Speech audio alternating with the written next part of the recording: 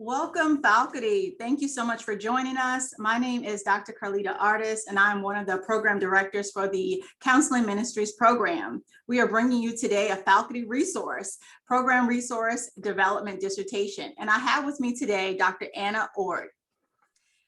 Hello, everyone. I'm Dr. Anna Ord, and I am the new dean of the School of Psychology and Counseling here at Regent University.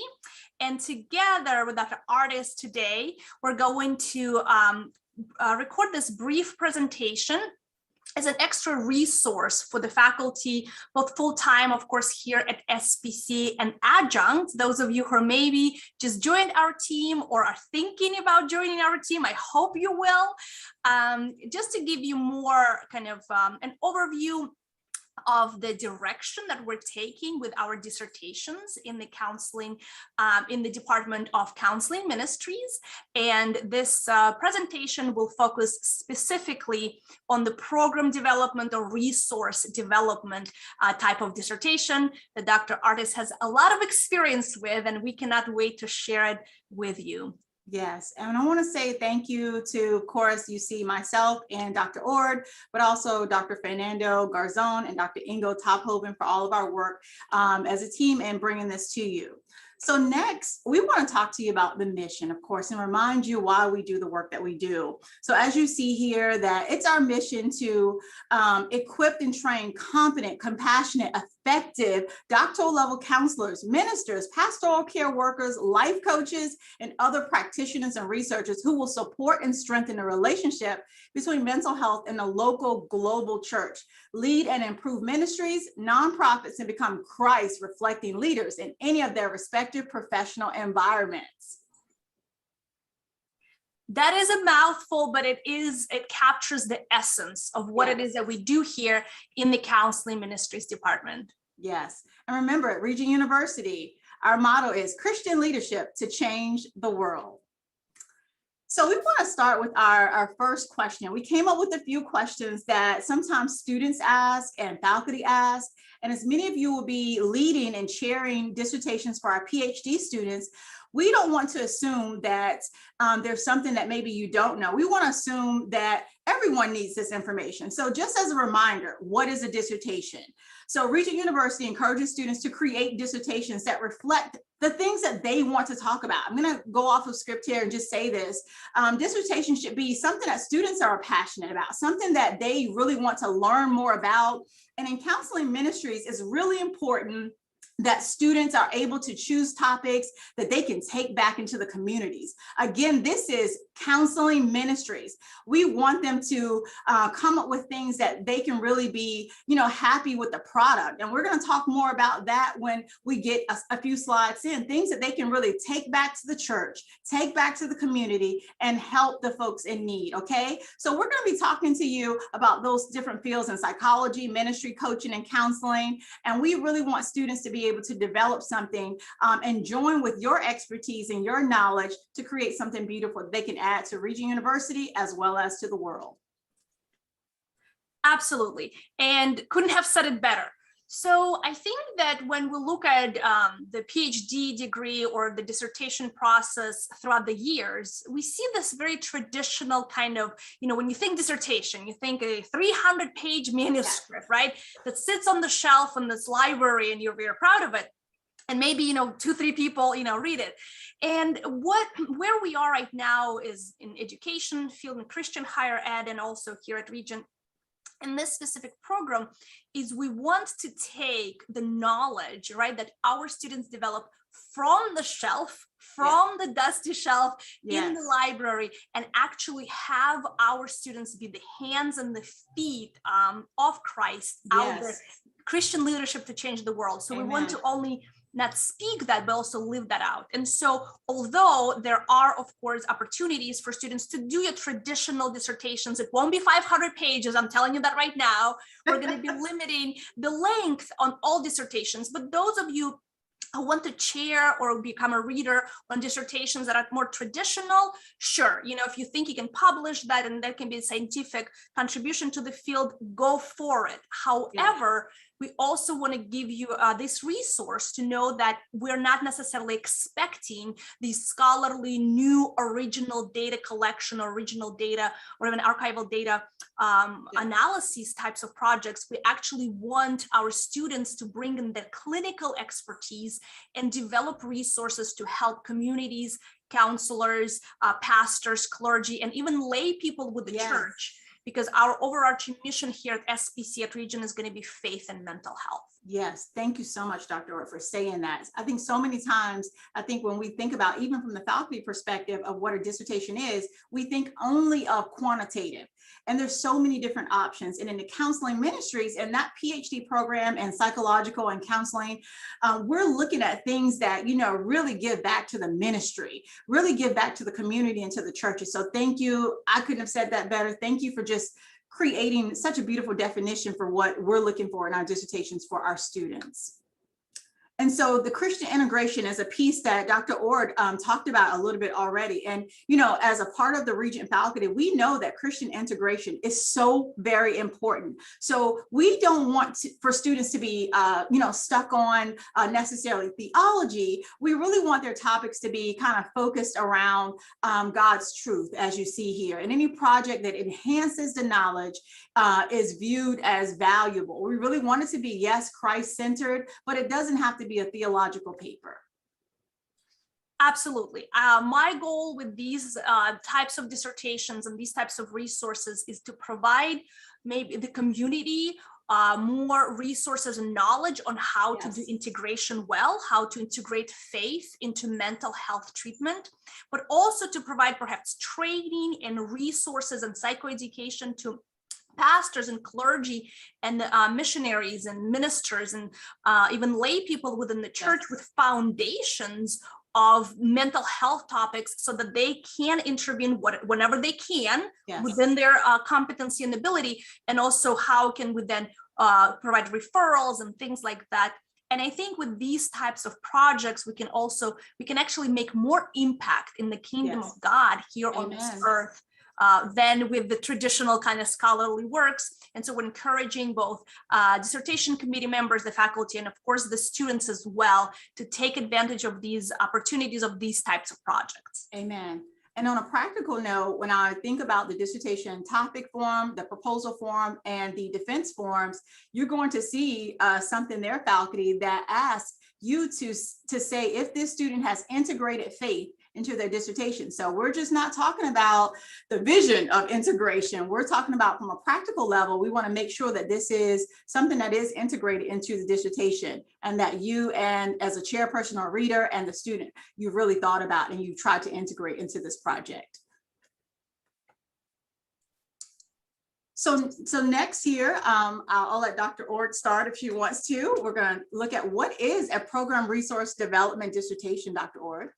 So we are actually, for this year, we're starting it this year. We're very excited and we're keeping it pretty open, right, for creativity for both the faculty and the students. And so we can call, so these types of dissertations will be what traditionally has been known as a program development dissertation, or we kind of can call it also program, slash resource development. So you can develop a program, you can develop a resource, and we're going to talk about examples here in just a few minutes, but it is basically a dissertation, a project in which the student draws on a scholarly body of literature. So they will still have a literature review. They're going to go in the literature and they're going to look at and see what has been done in this area and where do the gaps exist, so they can fill those gaps. And then they will translate the findings that they found basically in the literature into a practical application. And they will use the literature, the body of literature, to develop a resource or a program, in a curriculum workshop. We're going to talk about this in just a minute, for a specific applied setting. That can be, maybe they're working in a mental health setting right now, a hospital, you name it. It can be counseling ministry, it can be church setting. So we're keeping it broad and open so that creativity, those creative juices can start flowing when we pair the faculty with the students. Yes, and as you know, this is one of my favorites. I truly enjoy program development and creating program resources. for these ministry settings. And so I'm excited to talk more about that. So I hope those of you who are watching this, you get just as excited as we are about what we can do for our students here at Regent University. So as Dr. Orr talked about, what can students create as a program resource or a program development dissertation? There are so many things that they can create. I'm just going to name a few, and we can like talk a little bit about it, Dr. Orr. We can pick one or two just to give a little bit more information. But as you see here, there's so many things that students can create as a program resource or a program development project. They can create after they, of course, do their introduction and their literature review. Then they can work on creating a workshop for their church or ministry. They can work on a training manual or a clinical intervention. They can create a curriculum or professional presentation. Dr. Ord even talked about some technical pieces or some technology pieces that we can integrate.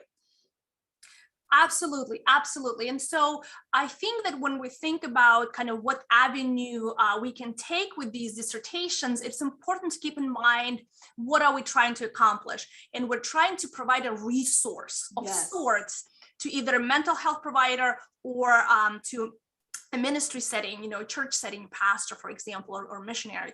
Yes. And so we have to identify where do those gaps exist. For example, in the ministry setting, perhaps your local church or even your pastor may use some pastor education videos on how to recognize signs of mental health disorders or something like that. Or how can we help pastors, with burnout? How can we provide trainings, maybe workshops for your congregation that will increase awareness of mental health issues? And so that can look as you developing a Sunday school curriculum for 4 weeks or 6 weeks and educating the congregation on what is anxiety, what is depression, because that way you can raise awareness. It can also be something like a couples workbook, right? To work on the relationship. When we surveyed what other schools have done in the past, and we don't reinvent the wheel. This has been done in professional psychology programs for a while, and what other schools have done and what students here at Regent they have done, they can take an intervention and develop either a manual or adapt the intervention with the integration with Christian integration. That's always going to be a possibility. Adapting existing treatment or existing protocol for different cultural groups, maybe in different languages, because we want to impact the church globally. So this is, this is such a rich field, really, that you can use your creativity and use your ideas to develop these types of resources. The sky is the limit. These are just examples. And we hope that our faculty and students will get excited about these things. And as you can see, we're excited. I get excited. And many of you faculty members who are watching, you may be thinking, you do a lot of this. I know I do this stuff in the community. So I'm creating workbooks and I'm creating curriculums and I'm creating different things that we can utilize in our community with pastors, with first ladies, with different religious organizations, with nonprofits. I have folks who are needing information who are working on human trafficking. We have people who are going through domestic violence situations who need education, people who want to be introduced to mental health, but it's a setting where they're all administrative staff, but they're the first ones that actually see the person who may walk in with some mental health issues. And so what can we create on a practical level that we can take back? And so from a faculty perspective and as a counselor in the community, these are things that we know are very necessary. So let's help our students to create things that they can pull from the scholarly research, pull from all of this great information that is out there, and then turn it into something that is a program resource, a program development dissertation that they can share, but also they can publish here as a dissertation, and they can also become the doctors that they set out to become. So this is so much. And I want to say the adaptation of the cultural resource, as Dr. Orr talked about, I was fascinated by that.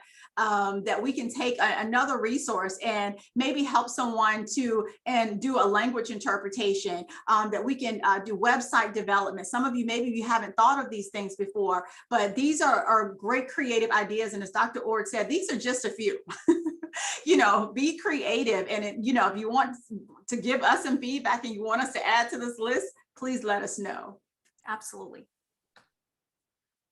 Dr. Orr talked about this. I think earlier she said, we're looking at this program resource and program development dissertation projects, and we are not looking for 300 to 500 pages. And so here you'll see us where we say the length of is at the discretion of the committee, meaning the chairperson and the reader and the student, of course. And the suggested length of the body of the manuscript is between 50 to 60 pages. And you may be thinking, well, that's not a lot. I probably require students in your classes sometimes to write 50 to 60 pages of a paper. Exactly. And we want students to feel like this is doable. We don't want students to come into the dissertation process thinking, they're going to be a little anxious anyway, but thinking this is not something they can do. As I always say, dissertations have been happening for a very long time. It's not a secret. It should not be a secret for how they need to get done. So we want to encourage our students. We want to give them the tools, and we want to give them the information that they need to be able to be successful in the dissertation process. Okay. Now, this 50 to 60 pages does not include other pages like the reference page and the appendix pages and tables or those type of things. But this is sort of what we're looking at. Anything else you want to add, Dr. Orr? Sure. So again, gone are the days of your 500-page manuscripts when we just ramble on and on and on.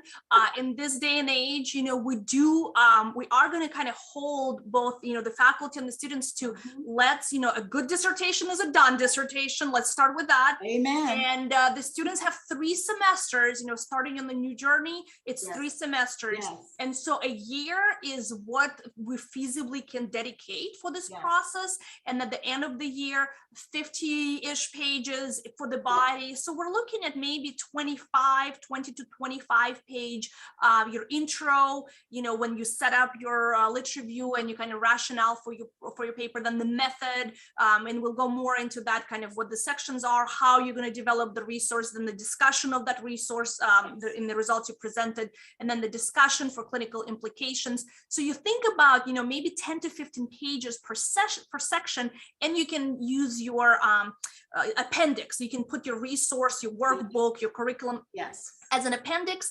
And what we are looking for is concise writing. So we can ramble on for 500 pages. We're developing the competency within our students. Concise writing, expression of your ideas needs to be concise. Excellent. And as you heard Dr. Orr talk about, here are the components of this program resource and development project dissertation. So we're looking at an introduction, the methods or procedures of that program development, the results, or it may be the content descriptions. You can be creative in those pieces, but we want to put the traditional names up here too, so you can see how that aligns with this program resource and program development. Then we'll have the discussion or the implications, and then there'll be your appendix section, as Dr. Orr just mentioned, where they'll actually place the actual workbook or curriculum or those type of things at the end. A lot of students, and I would assume that faculty coming on to take on these projects will want to know what is due at proposal. So, we're working from the beginning, which we'll talk about in a second, to get students to proposal and then defense. So proposal should be about midway. And at that point, we're looking for an introduction to the literature. And then we're looking for that method for the program resource development and those 2 sections. And we should be getting students to the proposal at that point. If they're at a point for this, they do not have to wait to move forward. If we can, as the chairpersons or as the readers, do our part, which we'll talk about in a few seconds as well, to get them to the introduction and then to their methods, we can keep moving this process forward. Next, we have what's due at defense. Another important question that students and faculty have. So what are we looking for? Again, the introduction, the methods or those procedures, and then we're looking for the results. So now, just like a traditional or, the traditional quantitative research dissertation, you may stop and then the student starts to work on their results section. Well, at this point, sort of midway after the proposal, the students are working on their results and their content descriptions. And that may be the sessions or workshops or actual, contents of their, whatever it is they're creating. And then they're creating a discussion section. And then, of course, they're working on their attachment or their appendix, okay? So this is what it should look like. It should be easy. It should not be something that is going to make the student feel defeated. We really want them to feel like this is doable. Okay, and that is what we're trying to do. And we really want them to be proud of the thing that they're going to create. And so here we talked about, as a lot of students ask me, what class does the dissertation begin? And for many of you coming on board, you're going to be an integral part of this beginning process. So students officially begin the dissertation process with MHPS 700, okay? And so as Dr. Orr talked about, we have a new dissertation process happening, and I'll let her speak for a second about sort of we're transitioning from the old to the new, but officially students begin with dissertation class MHPS 700. However, as a prior student and as a professor, and Dr. Orr can share her experience if she likes, but I remember when I started this process of dissertation, I started day one. When I came into my PhD program, my PsyD program, I started day one. I came in knowing what it is that I sort of knew I wanted to do, which was marriage and family, because I came from that background and working in law and divorce and those type of things. And so I knew I wanted to learn more about how to help families stay strong and stay together. And so every paper I found something that I could take from it. And so we want to encourage students to start the dissertation process from day one. And I also think as a professor and as a mentor, this will also help them not to feel overwhelmed when they get to the actual dissertation process, if they understand this is something they're working on along the way. Mm-hmm. Absolutely. And so we all, of course, will encourage, I'm very much in agreement with Dr. Artis just shared. As a student, we encourage them when you come in, start thinking about your dissertation right away, because then as the students progress through their programs, they can write papers, right, with that topic in mind. Yes. And again, if they're thinking, hey, like within my church, there's really lack of, recognition of things like depression or suicidality. Yes. And so what can I do, to create handouts or to create some things, tangible resources for my pastors and my clergy, and educate them on, kind of depression and what it looks like, and that you cannot just, recommend just praying more or reading the Bible more when somebody's depressed, and what do we do to help the person and to refer them to professional kind of sources? How do we find even those sources, right? So if you start thinking those directions, then we encourage the students to start doing those lit reviews and papers within that in other classes too. So by the time they come to the dissertation, we don't want them starting from scratch. Again, remember 3 semesters. So the new process, which most of you are going to be joining, will be phasing out from the old process now. So if anybody has questions about the old process, feel free to contact myself, Dr. Artis, Dr. Tephoven, but hopefully starting with the new process, there'll be 3 semesters. So 700, 701, 702. That is not a lot of time to complete a dissertation from start to finish. So what we're going to start requiring is we're going to have the student paired up with their chair and with their committee member. So we require 2 people on the committee, a chair and a reader, and we'll have students pair up with the chair and committee the semester prior to registering for 700, so that you can discuss with your students what their interests are, what they may be thinking about program development, things like that, so you can narrow the topic. It doesn't have to be the final set in stone topic. It can change. It's a living, breathing document. So we just narrow down the general idea of what the student wants to do, commit the chair and the reader to the student, so that and then they can register for 700. So by that time, they already hit the ground running, because again, 3 semesters is not a lot of time. So we ask students to start thinking about that early on. Yes. And I do believe, I'm excited about this process, because as the students will be choosing or be assigned to their chairperson that semester before, again, the practical things that's going to happen is the students have to complete a dissertation topic form. On this form, they will be putting down a topic, which again can change. It's a living, breathing document, as Dr. Orr said. But the other important thing is that they're going to have to solidify a chairperson and a reader. 2 things here. One, that's important before they can register and be put into MHPS 700. And 2, they will get the mentoring from you. They will get the teaching from you. They will get the support from you early on to make sure that they stay on track for these 3 semesters. As Dr. Orr said, that's not a lot of time, but we truly believe that it's so doable. And so if we're all supporting them right from the beginning, we believe that we can get this done. Absolutely. So here's sort of a 1 through 5 sort of, answering the question, how do students get started with their dissertation? Like, what should they do first? You're going to hear this question from students. So we just sort of want to put something just so you have a visual of seeing this process through. Okay, it's very general, but this is what we're thinking. So choose a dissertation chair and reader, as we said before. Complete the dissertation topic form because that's required to enter into MHPS 700. Step 3, register with the academic services manager to enroll in that class. Okay, and they must submit that form. And 4, work with the chair and the reader to keep the project progressing toward proposal, then defense. And then 5, they'll work with the program faculty and staff to finalize the degree components and progress requirements. And so that's sort of general, but if you keep this in mind, it'll keep the process moving forward, okay? It's general, but many students ask, what do I do first? What's next? And this is sort of a general flow of what should be taking place. And I think it's encouraging as faculty, and I hope this encourages you that this is doable and that you can do this, and we're excited to have you all on board. Absolutely. And so just to kind of add a little piece to this is that we try to marry up to match the chair and the student, within their areas of interest. So that will be important.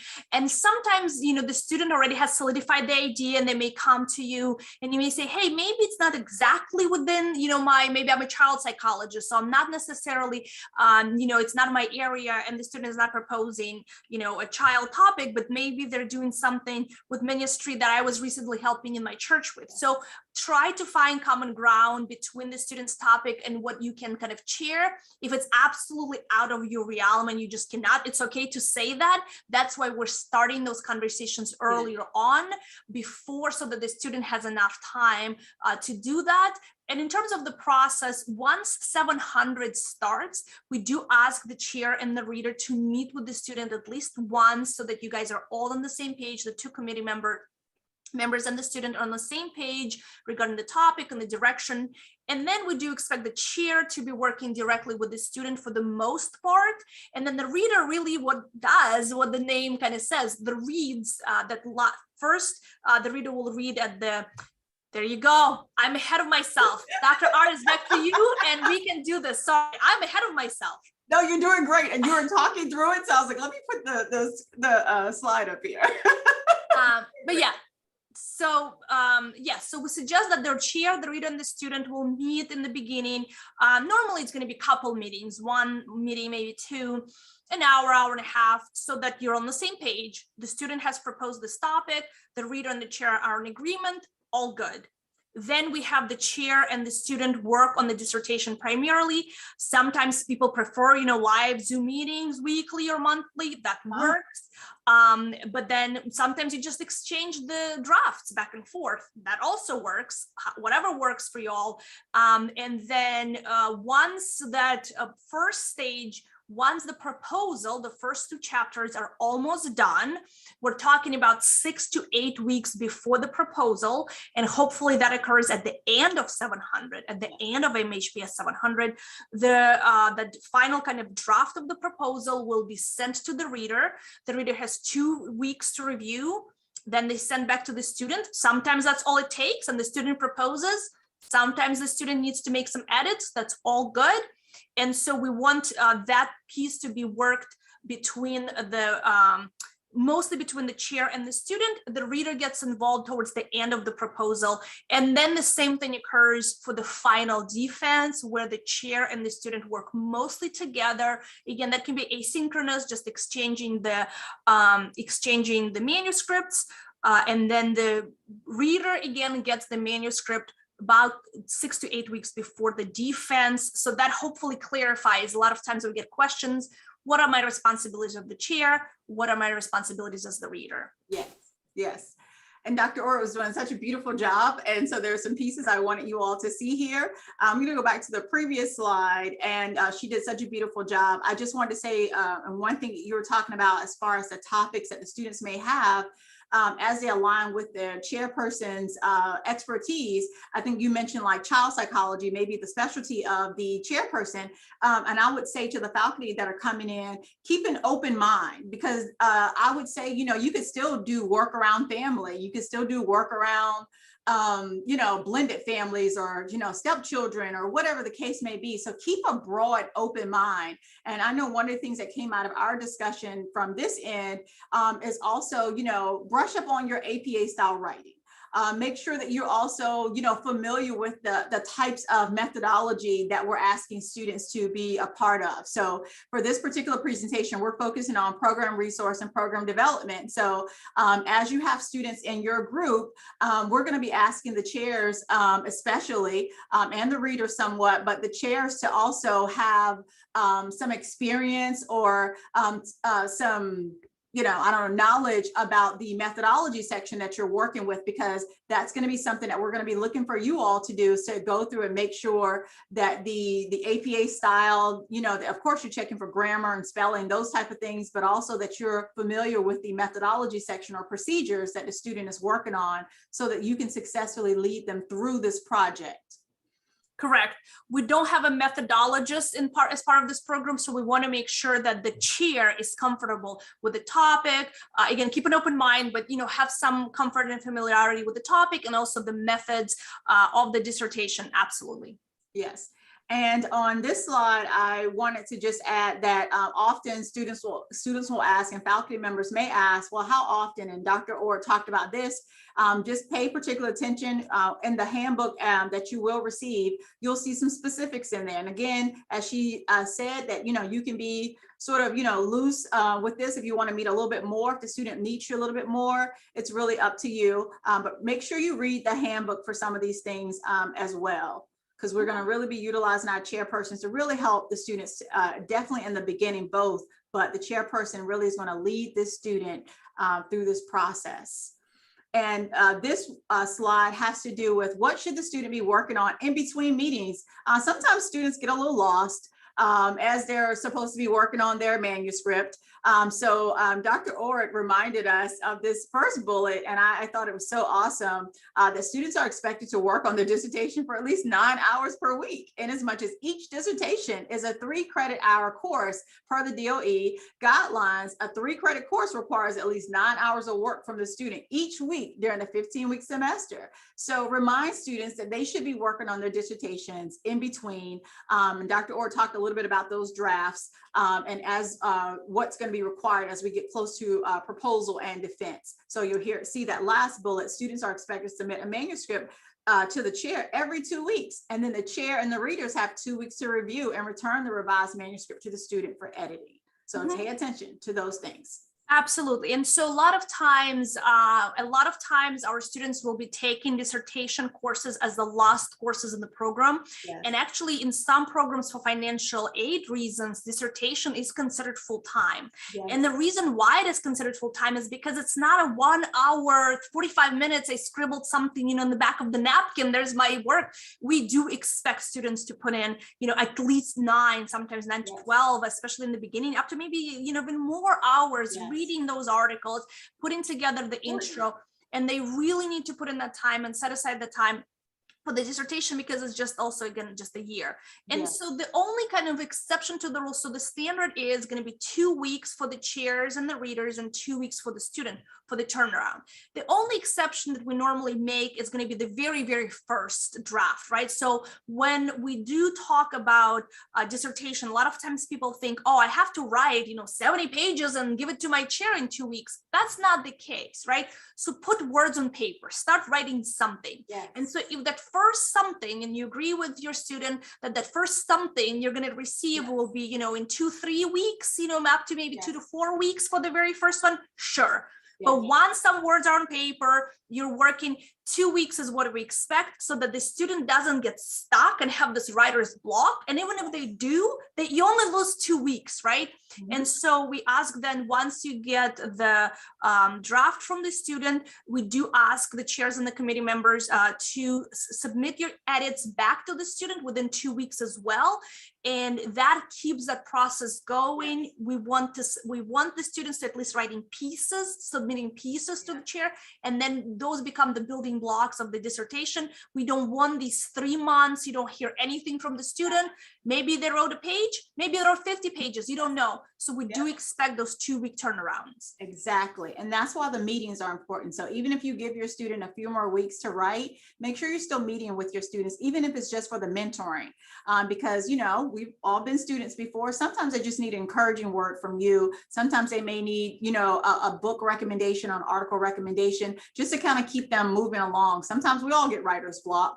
And so make sure you keep the meetings, even if you extend the time frame for the writing, make sure you keep those meetings. Just, I find that the mentoring, and I know Dr. Orr would agree with me, is just so vital, especially in the beginning of this process. And we also know you all are very busy. You have your day jobs and things like that. So we're very cognizant of this. And so are many of our students. So we do ask for some flexibility in hours as well. We don't expect you to set meetings on Monday from 8 to 5. Work with your student, what works for them. Evening meetings, we all have them. Sometimes I meet with students on weekend if that's what works best. So work out the rhythm, what works for you and your student. Yes. And they can be in person, they can be Zoom, there's so much technology now these days that can be helpful. Yes, thank you, Dr. Orr. When will students know their manuscript is ready for proposal or defense? This, again, is a conversation with the chair after all the revisions are discussed and made to the dissertation project. And again, this is very general. Make sure you are communicating with the department chair, make sure you're communicating with our staff, and of course with your student. But at the end of the day, chairpersons, once all those revisions are made, you all decide and you can choose a date with your student and the reader. And Dr. Ord also talked a little bit about this. Students will submit their last draft to the reader 6 weeks before the planned proposal or defense date. This is important because the 6 weeks includes 2 weeks for the reader to review, 2 weeks for the student to correct any concerns from the reader, and then any additional reviews by the reader and the chair before it can move forward. And sometimes, of course, this process can be perfect, and then sometimes it may need a little bit more time. So everyone, we're encouraging everyone to stay flexible in this process, but hopefully we've given you sort of a general idea of sort of how to see this dissertation process from beginning to end. And for the proposal meeting, we do ask that by that time, the student has majorly finalized their first chapter and second chapter, so they don't have to go back. Of course, there may be some edits that they still have to do that is typical. So the dissertation needs to be, the proposal needs to be pretty much generally done about 6 weeks in. Edits go back and forth. That's why we allow those 6 weeks. Proposal occurs, and even at the proposal date, the chair and the reader may catch something and say, hey, we really want to include that piece, or we can really revisit. So the student has 2 weeks after the proposal to make those edits and changes and submit them to chapters 1 and 2. And at that point, really, we never want to go back and look at those chapters. They should be pretty much solidified. Yeah. The only changes we normally make to chapter 2 at the very final defense meeting, the very final dissertation piece, is to change the wording in the methodology from will do, right? Propose, I'm going to propose, that's what I'm going to do, to past tense. The project has been done. This is what I have done. But for the most part, chapters 1 and 2 should be done at that point, solidified. And then the rest of the work after the proposal will be concentrating on those chapters 3 and 4, and of course, the resource development. Yes, I agree. Thank you, Dr. Ord. Beautifully said. And so this, again, is just more information about the dissertation projects being published. In our School of Psychology and Counseling, we talked a little bit about counseling ministry really having a resource of mental health resources for folks in the community and for the church, first of all. And then, of course, yes, you will work with our academic services manager to complete the ProQuest requirements. In our new revised handbook, you'll also see very important strategic, organized information about that process and how you can even work on that process along the way. But as soon as you defend your dissertation, there'll be edits that you'll have to make for ProQuest, and then you'll make sure you do that so that you can then become doctor and receive your degree. Those are very important components. So make sure you also refer to our new revised handbook on the specifics of how to do that final piece to your dissertation, because you're not done when you defend. So remind students that they're not done, but remind them that there's a little bit more to do that's done with the department chair and with our program faculty, the academic services manager. Absolutely. And so this is something we're letting you guys know as onboarding faculty, or those of you who are interested in chairing or being on readers on the committees. So there are certain pieces that the handbook will be available to the faculty and to students, of course. Yes. And so we want to make sure that both parties are very cognizant of all those steps that need to occur. From the university perspective, from the program perspective, there are certain steps that even the defense meeting occurs. There are certain things that the student needs to do. If there are any edits to the dissertation that need to be done, they have a certain window to do them. Then they have to submit it to ProQuest, which is our online kind of library publishing resource. They have to submit certain forms to the academic services manager. So just be mindful that the defense needs to occur to a certain kind of drop dead deadline. Yes. And if it doesn't occur in that deadline, then chances are the student will have to register for continuation of dissertation credits. And it's not because we're trying to be mean, no. It's because there are certain procedures that the registrar needs and the library needs. And if they're not defended, and sometimes people will ask, well, there's another 4 to 6 weeks left in the semester. Why do we have to have, the student defend by March, 15th or whatever? I'm just throwing it out there. Check the handbook for details. It's because there are certain things, and we have learned it the hard way. There have been students who either waited till last minute or the chair wasn't aware. They submitted something up to 2 or 3 days late. They have to graduate the next semester. That postpones their degree, that maybe postpones their job. It's a mess. It becomes a mess. So we are asking the chairs and the readers to please be mindful of those deadlines. Try to keep your students progressing, even if it just means they're going to submit 5 pages for you next time in 2 weeks. It's still 5 pages closer to the end, and those deadlines, that's why we're trying to streamline this process with shorter dissertation. This particular type of dissertation does not require HSRC, because we're not asking, or IRB proposal, because they don't involve human subjects data unless you're doing evaluation of the product or resource at the same time. But if the student is just developing a handbook, developing a curriculum, they don't need to collect data necessarily for this type of dissertation. That actually shortens the timeline. They can just write. So that's what we want for these types of dissertations. Yes.